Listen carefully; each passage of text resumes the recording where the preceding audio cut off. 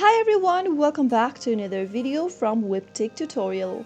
In today's video, I'll be guiding you through how to change your username on Yidio. So if you are looking for a way to change your username on Yidio.com account, then here's how you can easily do it. Launch open a web browser to get started, and in the search box type in Yidio.com and press enter. Also make sure that you're logged into your Yidio account, and once you are, mouse over to your profile picture at the top right hand corner and click on account. Doing so will open up your account settings tab. Right where it says username, go ahead and erase your current username and type in a new username you'd like to set for your account. After you are done entering the username, click on save changes.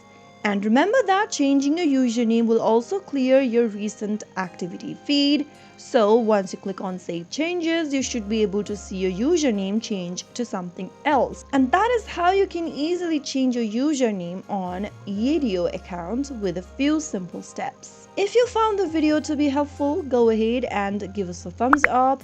Don't forget to subscribe to our channel by hitting the subscribe button.